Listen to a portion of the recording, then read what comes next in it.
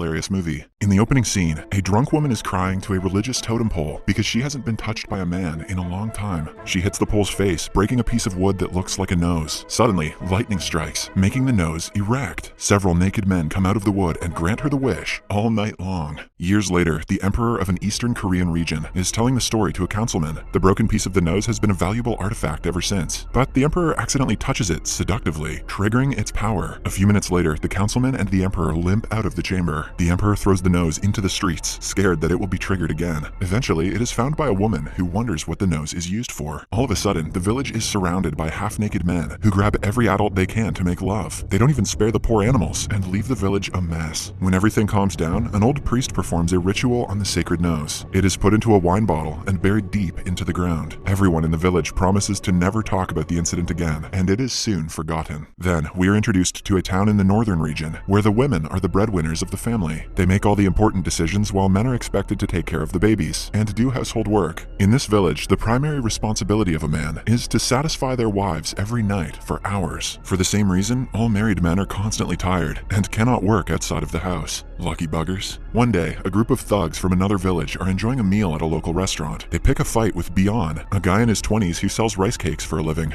Initially, Bion keeps quiet, controlling his anger to the best of his abilities. But when the thugs cross a line, he single-handedly beats them all. A group of women watches him closely, discussing how lengthy his weapon must be. An older lady laughs at them for assuming such an absurd thing because she knows Bion has no game inside his pants. As she tells them the story of how she found out, we are taken to a flashback. One night, Bion was selling rice cakes as usual when he came across a woman bathing out in the open. She called him into the tub and proceeded to undress him, but it turned out he had a straw-sized penis. The women laugh and start looking at Bion in a different light. He is known in his village for being impotent when it comes to certain matters. Bion cannot argue because he knows it is true. Hopefully, Bion will find magic for his penis soon. In the following scene, we are introduced to Bion's older brother, Kang Mok. Unlike Bion, Kang Mok is known for being a manly man who could satisfy any woman's needs but chooses not to. When he goes into the river to bathe, a group of women of all ages gathers to watch him. They long for a man with his assets and have tried everything to seduce him, but nothing works on Kang Mok. Later that night, Bion is in a restaurant drinking in misery. A man touches him inappropriately to check if the rumors are true, which causes a fight between them. Kang Mok quickly comes to his brother's rescue and carries him home. On their way,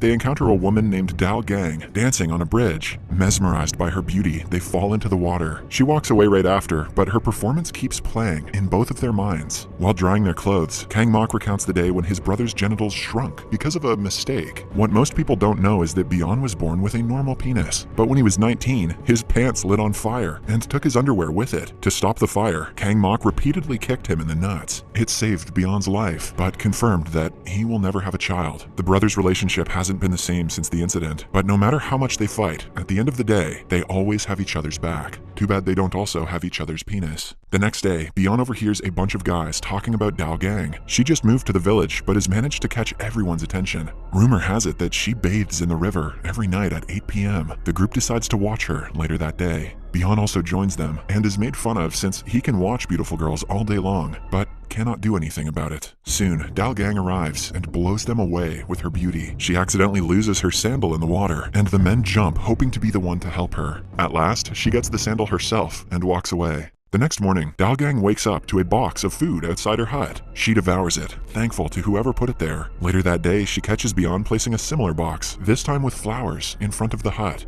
Dal Gang decides to take an early swim today and is spotted by another group of perverted men. They cannot get their eyes off her body, but are soon caught by their wives. Instead of talking to their husbands, the women attack Dal Gang for trying to seduce married men. Kang Mok, who is cutting wood nearby, sees this and runs to save her from the lunatics. After everything calms down, they make friends with each other and share a brief conversation. Later at night, Kang Mok tells his brother to start preparing for a wedding because he has found a wife for himself. The wife turns out to be none other than Dal Gang. Heartbroken by the news, Bion storms away. He goes to the bridge and drowns in his thoughts. Somewhere nearby, the old priest and his disciple are trapped in a net set of wild animals. They have been tangled for hours and need immediate help. Bion hears them and saves their lives. The priest listens to Bion's concerns and suggests a way he can reverse his impotence and become the best woman pleaser in the entire country. Bion is asked to drink only a sip of wine from the bottle that was buried with the sacred nose long ago. The The priest continues explaining the consequences of drinking more than a sip, but Bian is no longer interested. He digs the wine out of the ground, finishes the entire bottle, and passes out drunk for more than a day. When he wakes up again, even little insects and wild mushrooms are attracted to his crotch. On his way home, he finds out every man in the village has been drafted to war, but he missed the draft since he was drunk. Because of this, he is the only man left in the village. In Kang Mok's absence, he is to take care of the house, the business, and most importantly, Kang Mok's wife. At night, Bian cooks food for his sister-in-law and accidentally walks in on her sleeping in an erotic position. Because of his newly repaired genitals, he has a hard time controlling himself. To get rid of the sex drive, he chops wood the entire night and drinks a pond dry. As expected, he has to pee after drinking so much water, which is when he finds out his new penis is basically a fire hose. At the same time, the princess and her guards are passing through the jungle below the hill. Chaos ensues when a wildfire spreads and people start to run, but they are ultimately saved when Bian puts out the fire by urinating from the top of the hill. Not just that, but at one point, he urinates on the sun and dims its light for a second. The women in the village are sick of spending their nights alone because of their husband's absence. Hence, on hearing news about the new and powerful manhood, they all grow excited. A bar woman who saw the water hose action tells everyone else about it, using a fish as an example, but the women will only believe it when they see Bian's equipment with their own eyes. At night, they gather outside his house and spy on him.